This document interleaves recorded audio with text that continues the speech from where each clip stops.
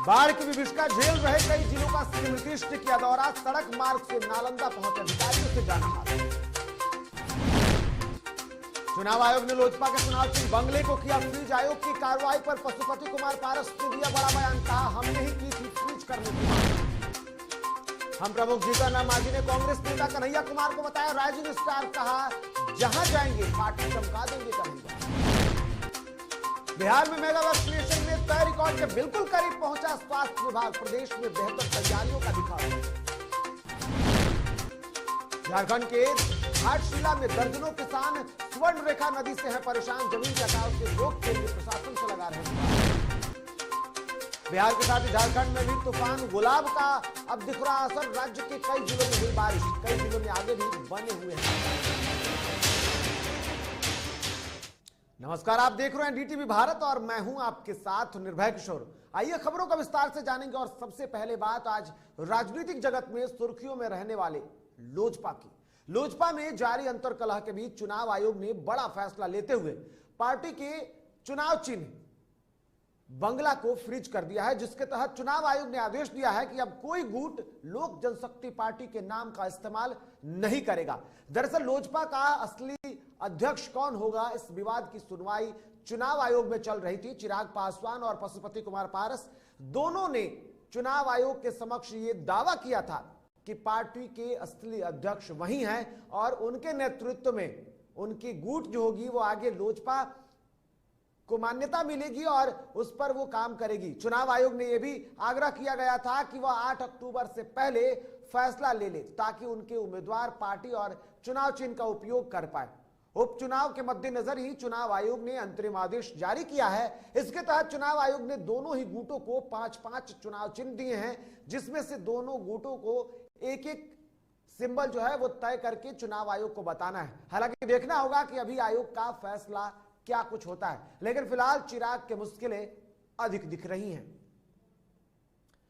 तो बिल्कुल आपको बता दूं कि जिस तरीके से चुनाव आयोग के फैसले को लेकर के आज दिन भर की सुर्खियां रही, क्योंकि जिस तरीके से बिहार में उपचुनाव होना है और ऐसे में उपचुनाव के दौरान दोनों ही सीटों पर चिराग पासवान ने अपने प्रत्याशी उतारने की बात की, यानी कि विधानसभा उपचुनाव होने हैं और ऐसे में मुंगेर का तारापुर और दरभंगा का कुशेश्वर स्थान जो सीट है उस पर जेडीयू के खाते में, एनडीए की तरफ से अगर देखा जाए तो जेडीयू के खाते में दोनों ही सीटें हैं और दोनों ही सीटों पर चिराग पासवान ने अपने प्रत्याशी उतारने की बात कर दी है, जिसको लेकर के अब साफ तौर पर उनकी मुश्किलें बढ़ती हुई दिख रही है, क्योंकि दोनों ही सीटें पर जेडीयू के प्रत्याशी हैं और पहले भी विधानसभा चुनाव में चिराग पासवान ने जेडीयू के प्रत्याशियों के सामने लोजपा के प्रत्याशी को खड़ा किया था और एक बार फिर से। हालांकि अब उनको झटका इसलिए लगता हुआ दिख रहा है क्योंकि ना ही पार्टी का नाम इस्तेमाल करना है और ना ही घर का, यानी कि जो बंगला चुनाव चिन्ह है उसका इस्तेमाल करना है।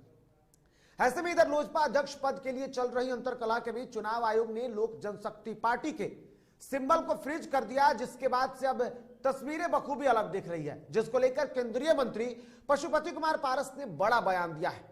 डीटीवी भारत संवाददाता अभिषेक से खास बातचीत करते हुए पशुपति कुमार पारस ने कहा कि चुनाव आयोग ने जो कार्रवाई की है इसके लिए उन्होंने ही मांग की थी। उन्होंने कहा था चुनाव आयोग से कि बंगला चुनाव चिन्ह जो उसे फ्रीज कर दिया जाए। साथ ही केंद्रीय मंत्री पशुपति कुमार पारस आज अपने भतीजे चिराग पासवान को लेकर के भी नरम अंदाज में दिखे।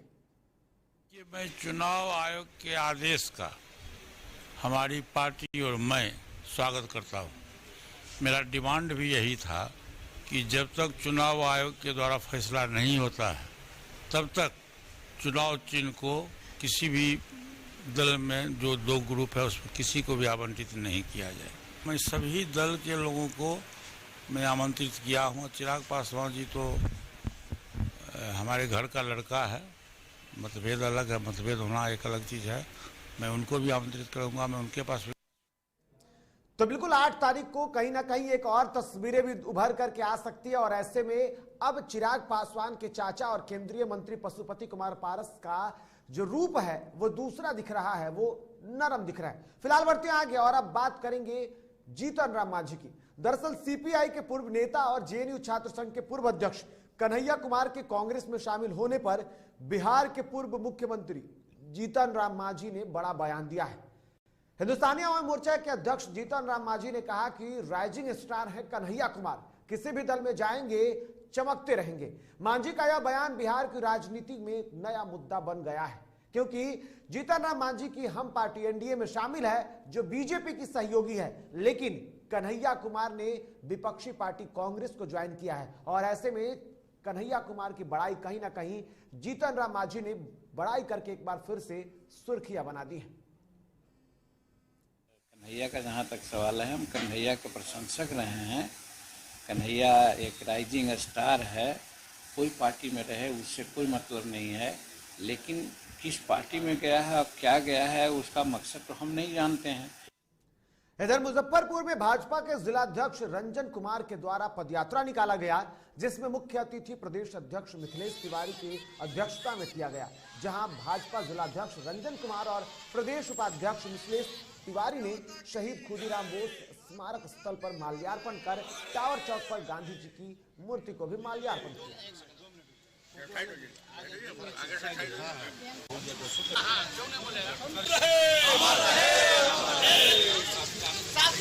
देखिए, आज पूरा राष्ट्र जो है हमारे राष्ट्र नायक और राष्ट्रपिता महात्मा गांधी जी को श्रद्धांजलि दे रहा है, क्योंकि पूरी दुनिया जानती है कि भारत के निर्माण में और भारत की आज़ादी में महात्मा गांधी जी का कितना योगदान है। और एक तरफ जहां उन्होंने देश को अंग्रेजों से मुक्ति दिलाई, वहीं इस देश की जो संस्कृति पर अंग्रेजियत थी उससे भी उन्होंने मुक्ति दिलाने का रास्ता बताया और स्वदेशी पर उन्होंने इतना जोर दिया, अहिंसा परमो धर्म हमको बताया, भारत को मानवता सिखलाया। ऐसे हमारे राष्ट्रपिता महात्मा गांधी जी की आज जन्म जयंती है। देखिए, आज राष्ट्रपिता महात्मा गांधी जी की जयंती है और स्वराज से सुराज तक की ये जो यात्रा है, गांधी जी ने स्वराज लाया देश में। 15 अगस्त 1947 को देश आज़ाद हुआ और स्वराज आया, और आज सुराज जिसकी गांधी जी ने कल्पना की थी, हमारे देश के यशस्वी प्रधानमंत्री जी ने देश में सुराज स्थापित किया। ये बापू को, महात्मा गांधी को सच्ची श्रद्धा। इधर पटना के समग्र संस्कृत विकास समिति के माध्यम से राजकीय संस्कृत महाविद्यालय काजीपुर में सम्मान समारोह का आयोजन किया गया, जिसके संयोजक डॉक्टर मिथिलेश कुमार और professor नौल Kishore Yadav BJP MLC पहुंचे। इस कार्यक्रम का उद्देश्य संस्कृत भाषा को कैसे बचाया जाए, संस्कृत भाषा सभी भाषाओं में सर्वश्रेष्ठ भाषा है, इस पर लोगों को ध्यान आकृष्ट कराई जाए। जहां कंप्यूटर का दौर चल रहा है, वही कंप्यूटर के माध्यम से संस्कृत शिक्षा नहीं दी जा रही है। संस्कृत भाषा और संस्कृत की शिक्षा को बिहार में बढ़ाने के लिए बिहार सरकार से मांग करते।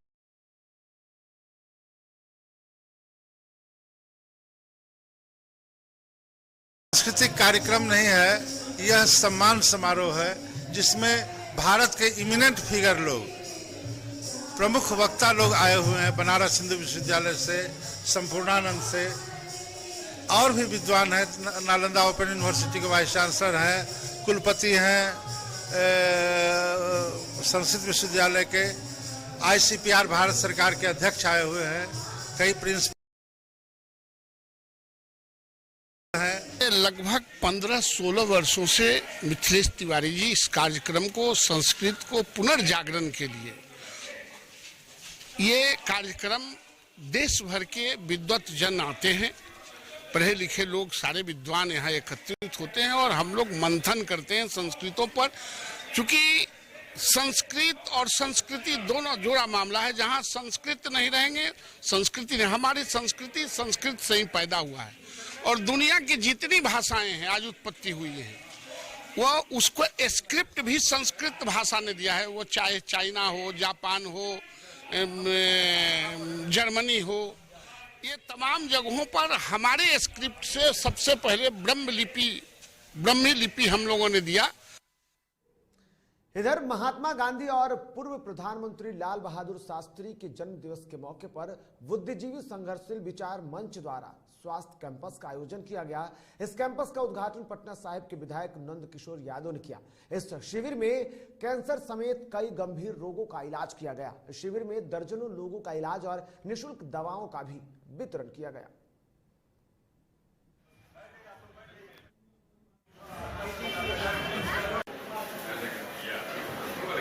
आज बुद्धिजीवी संघर्षशील विचार मंच के द्वारा निःशुल्क चिकित्सा शिविर लगाई गई है। जो आदमी असहाय हैं, बुजुर्ग हैं, नहीं चल फिर सकते, या बच्चे का तबीयत खराब है, इसलिए निःशुल्क सेवा देने का राष्ट्रपिता महात्मा गांधी और लाल बहादुर शास्त्री की जयंती के साथ साथ हमारे देश के प्रधानमंत्री यशस्वी मोदी जी के जन्मदिन के अवसर पर अमृत पखवाड़ा के रूप में निःशुल्क सेवा दिया है। चिकित्सा, दवा, सारी चीज़ फ्री है। ये आज शुरुआत की गई है और इसी तरह से आगे भी बुद्धिजीवी संघर्षशील विचार मंच के बैनर के द्वारा किया जाएगा। इधर आजादी का अमृत महोत्सव वर्षगांठ के अवसर पर नलसा के नेतृत्व में शनिवार को जिला विधिक सेवा प्राधिकार के तहत न्यायालय परिसर में पदयात्रा निकाला गया, जिसमें जिला जज अशोक कुमार पांडे सहित अन्य न्यायिक पदाधिकारी, अधिवक्ता, पारा लीगल वॉलंटियर सहित न्यायालय के अन्य कर्मी उपस्थित थे। इस दौरान जिला जज अशोक कुमार पांडे ने कहा कि हमारे पीएलबी के द्वारा प्रखंड एवं ग्रामीण क्षेत्रों में विधिक जागरूकता फैलाएंगे और लोगों को बताएंगे कि छोटे मोटे मुकदमा न करें और झगड़ा झंझट से बचते नजर आए। नालसा के तत्वाधान में ये स्वतंत्रता के 75 वर्ष पूर्ण होने पर विधिक जागरूकता हेतु रखा गया है। इसमें हर प्रखंड में जाकर, हर जगह जाकर के हमारे जो पीएलबीज हैं वो विधिक जागरूकता फैलाएंगे, लोगों को बताएंगे कि वो छोटे मोटे मुकदमे न लड़ें और अगर यदि मुकदमे हो भी जाते हैं तो उनको लोक अदालत से उनका सुलह करवाएं। इधर गया में आजादी अमृत महोत्सव के तहत शनिवार को सुबह विष्णुपद मंदिर के नगर निगम के स्वच्छता के प्रति प्रभात फेरी निकाली गई। उस दौरान प्रभात फेरी में गया के mayor Virendra Kumar, deputy mayor Mohan Srivastava, नगर आयुक्त सावन कुमार सहित निगम के तमाम पदाधिकारी कर्मचारी उपस्थित होकर लोगों को स्वच्छता के प्रति जागरूक करते नजर आए। स्वच्छता रैली शहर के विष्णुपद मंदिर से होते हुए फाल्गु देवघाट, चांद चौरा सहित कई क्षेत्रों में लोगों को साफ सफाई को लेकर जागरूक कर रहे थे। उसके बाद स्वच्छता के सिपाही कर्मियों को सर्टिफिकेट देकर सम्मानित भी किया गया।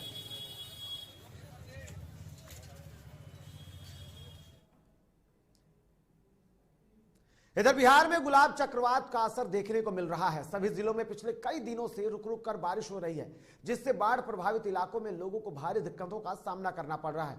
कई बाढ़ग्रस्त इलाकों का जिला मुख्यालय से संपर्क भी टूट चुका है, सड़कें बर्बाद हो चुकी है। ऐसे में लोगों की समस्या सुनने और बाढ़ प्रभावित इलाकों का निरीक्षण करने सीएम नीतीश कुमार सड़क मार्ग से अपने गृह जिला नालंदा पहुंचे, जहां पर उन्होंने दरियापुर, भिचोख का निरीक्षण किया। सबसे ज्यादा प्रभावित इलाकों में जाकर उन्होंने लोगों से मुलाकात की, उनके दुख दर्द को जाना, साथ ही मौके पर मौजूद अधिकारियों को तत्काल इनकी व्यवस्था करने की और साथ ही साथ समस्याओं के निदान के निर्देश भी दिए।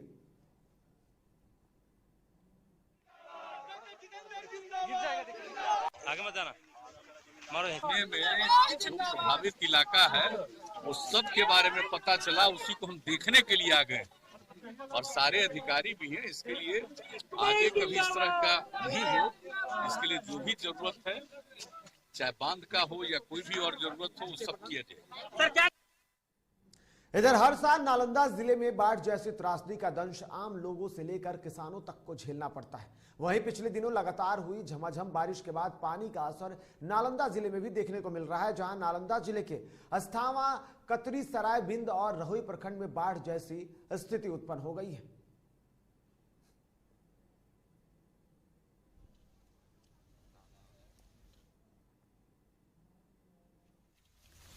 सकरी, जिरायन, बैठवा, सेवा, कुम्हरी जितनी नदियां हैं और सबका जलस्तर खतरे के निशान से ऊपर है और कई जगह खाड़ भी हो चुके हैं, जिसके कारण ललहाते फसल जो धान के थे वो बर्बाद हुए हैं और काफ़ी क्षति है।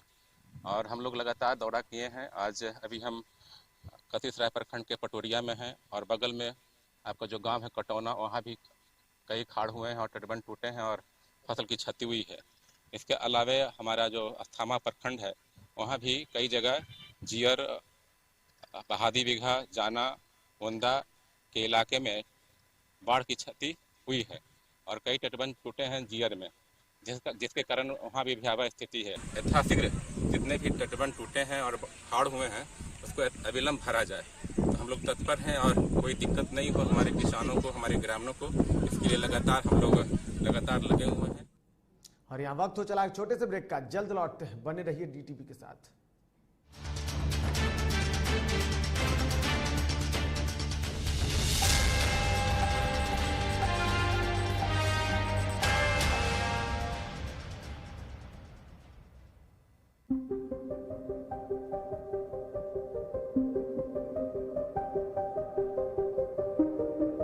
DTV भारत, देश के नाम।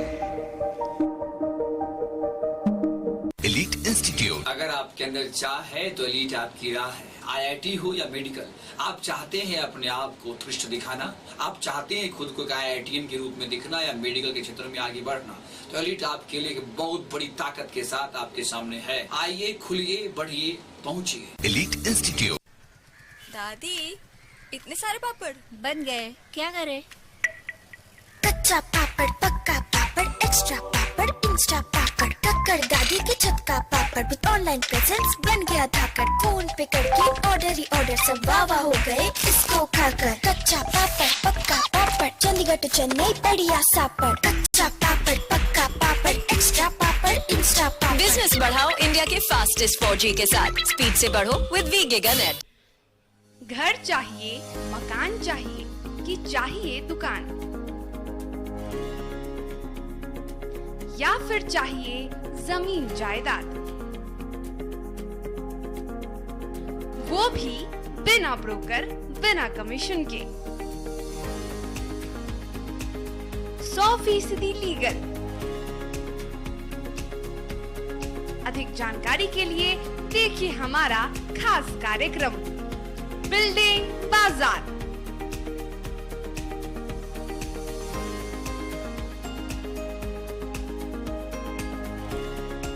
Finance expert engineer Madan Gupta के साथ सिर्फ DTV भारत पर, शनिवार और रविवार रात 8:30 बजे।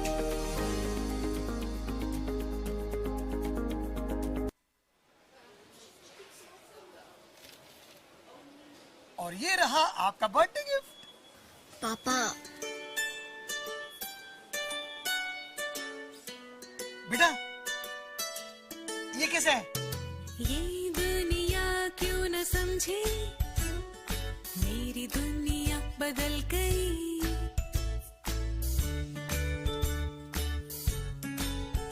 और ये देखो पीहू,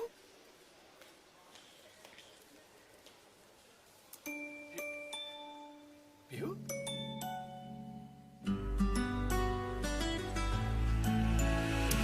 गुड़ियों से खेलने वाली तेरी गुड़िया बड़ी हुई।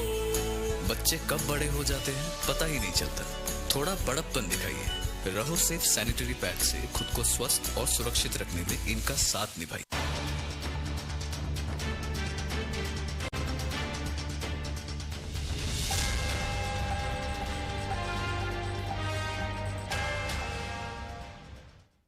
तो ब्रेक के बाद एक बार फिर से आप सभी का स्वागत है। बढ़ेंगे आगे और अब बात बेगूसराय की करेंगे। बेगूसराय में 4 दोस्त बलान नदी में स्नान करने गए थे, तभी चारों युवक के डूबने की खबर मिलने के बाद स्थानीय लोगों की मदद से 3 युवकों को बचा लिया गया, जबकि एक की मौत हो गई। बताया जा रहा है कि मृतक युवक पकड़ी गांव निवासी संताल यादव का पुत्र बताया जा रहा है, जिसका नाम प्रिंस कुमार है। वही घटना की सूचना पर वीरपुर पुलिस मौके पर पहुंच शव को कब्जे में लेकर पोस्टमार्टम के लिए अस्पताल में भेज दी।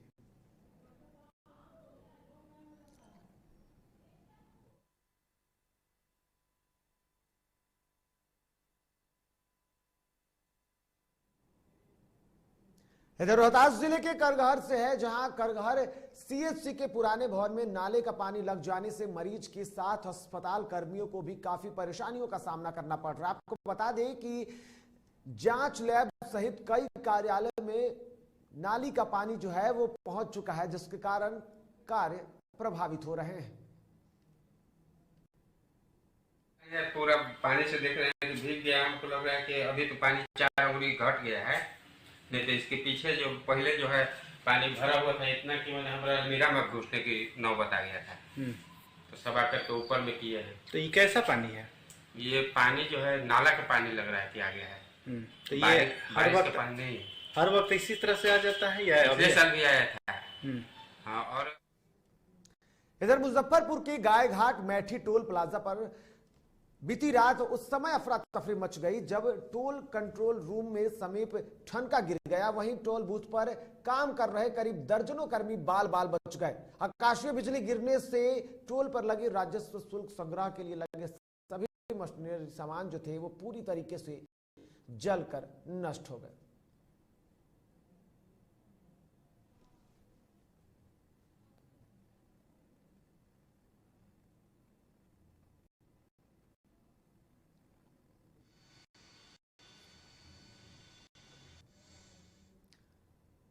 इधर कोरोना संक्रमण से बचाव को लेकर बिहार में गांधी जयंती के अवसर पर राज्य सरकार ने एक बार फिर मेगा वैक्सीनेशन अभियान चलाकर के बड़ा रिकॉर्ड बनाने की कोशिश की। लगभग उस कोशिश के पास पहुंच गई है।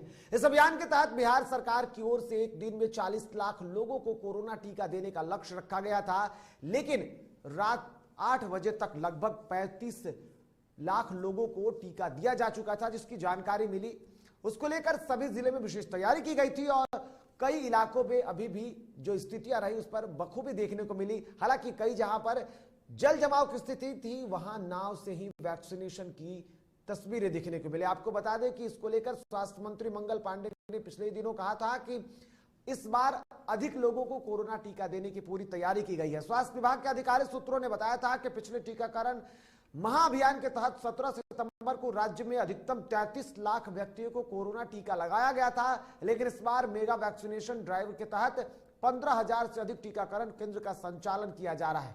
आपको बता दें कि पिछले टीकाकरण महाअभियान के तहत 14,500 टीकाकरण केंद्रों का संचालन किया गया था, जबकि सामान्य दिनों में 3,000 से 6,000 टीकाकरण केंद्रों का संचालन किया जाता है। इधर मुंगेर में कोरोना के विरुद्ध लड़ाई के लिए कोरोना टीका का महाअभियान चलाया जा रहा है, जिसको लेकर जिले भर में 586 टीकाकरण केंद्र बनाया गया है। डीएम नवीन कुमार ने बताया कि सभी केंद्रों पर 50,000 टीकाकरण का लक्ष्य रखा गया था। टीकाकरण को लेकर के केंद्र पर सुबह से ही टीका लेने वालों की काफी भीड़ देखने को मिली। यहाँ पे महाअभियान के अंतर्गत 2 अक्टूबर के अंतर्गत मुंगेर जिले में वैक्सीनेशन का कार्य चल रहा है और इसमें हम लोगों ने सेकेंड डोज को प्राथमिकता दी है, क्योंकि फर्स्ट डोज हमारा सैचुरेशन के करीब है। मात्र 15,000 लोग ही बच गए हैं जिनको फर्स्ट डोज देना है, जो सर्वे हम लोगों ने डोर टू डोर कराया है। तो आज हम लोग सेकेंड डोज को प्राथमिकता दे रहे हैं, जो करीब 70,000 की संख्या में हैं इस जिले में। उनमें से 50,000 लोगों को आज निश्चित रूप से वैक्सीनेट हम लोग करने का हम लोगों ने टारगेट बनाया है। इधर सुपौल में तीसरे चरण का मतदान जो है छातापुर में 8 अक्टूबर को होगा, जिसको लेकर के प्रशासन द्वारा पूरी चौकसी बरती जा रही है, जिसको लेकर छातापुर प्रखंड मुख्यालय स्थित सभागार में बैठक आयोजित की गई। बैठक में सुपौल जिलाधिकारी महेंद्र कुमार, पुलिस कप्तान मनोज कुमार भी मौजूद थे। बैठक में जिलाधिकारी ने सभी पदाधिकारियों और कर्मियों को साफ तौर पर आवश्यक दिशा निर्देश दिए, साथ ही साथ कई पहलुओं पर गहन चर्चा की और सरकार द्वारा जारी गाइडलाइन से भी अवगत कराया गया। अब खबरें झारखंड की। जमशेदपुर पुलिस ने 24 घंटे के भीतर मानगो के आलू व्यापारी से हुए 1.5 लाख लूट मामले का खुलासा करते हुए 2 अपराधियों को गिरफ्तार कर न्यायिक हिरासत में भेज दिया है। पुलिस की गिरफ्तार में आए अपराधियों का नाम मोहम्मद रजा और शकीबुद्दीन शेख बताया जा रहा है। पुलिस ने इसके पास से 2 बैग, 1 चाकू, लूटे गए मोबाइल, लूट में प्रयुक्त 2 बाइक भी बरामद किया है। इधर झारखंड के घाटशिला अनुमंडल का गुड़बांधा प्रखंड के राणा टोल में रहने वाले दर्जनों किसानों की जमीन बारिश से कटाव के कारण स्वर्ण रेखा नदी में समा गई है। गांव के किसान अपनी जमीन का कटाव होते देखकर भी कुछ नहीं कर पा रहे हैं। किसानों ने अपनी जमीन बचाने के लिए प्रखंड से लेकर जिला स्तर तक गुहार लगाई है, लेकिन सुनने वाला कोई नहीं दिख रहा।